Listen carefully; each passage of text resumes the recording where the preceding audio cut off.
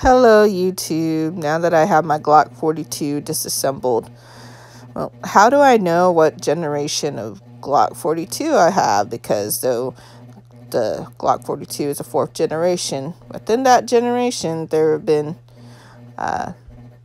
changes made to the 42. So some easy ways to tell, because the 1st gen had some feeding, stovepipe issues, and Glock says these changes they made reduce those. So if you're looking at the magazine, this one has a 3 on it. This one doesn't. And you can tell some subtle changes right there. In the 3rd generation of magazine, they also lowered the lip. It's supposed to make feeding rounds easier. And I had picked up this 1st gen magazine on sale for 15 bucks.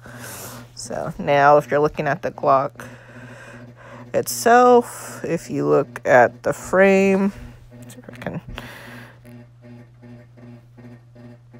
get some good focus in on here. So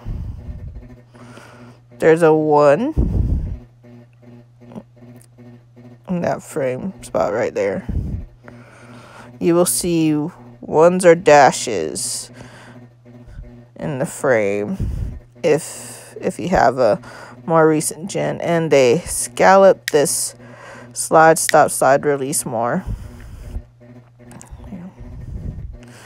And now for overall impressions, honestly this is the smoothest, softest 380 I've shot. A lot of disadvantage to having a 380, like say with your LCP, is the recoil's a bear, especially for smaller guns, for pocket pistols. I think this is a great option for everyday carry. Great option for a backup gun if you want. I've heard some other reviewers say that they prefer carrying the 42 because the recoil is negligible, even versus the 43. Some people have the 42 and 43 and prefer to carry the 42 because it is very lightweight. If I'm not mistaken, it's like 13 ounces.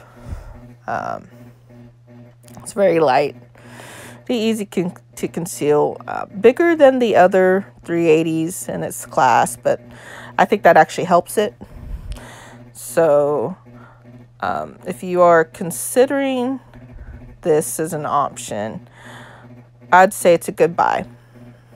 For $3.99, you know, so below 400, that's a good buy.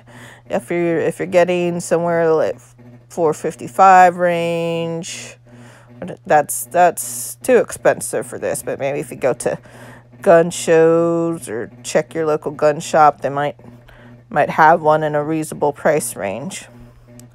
Well, thank you. That's all I had for you today. Talk to you soon.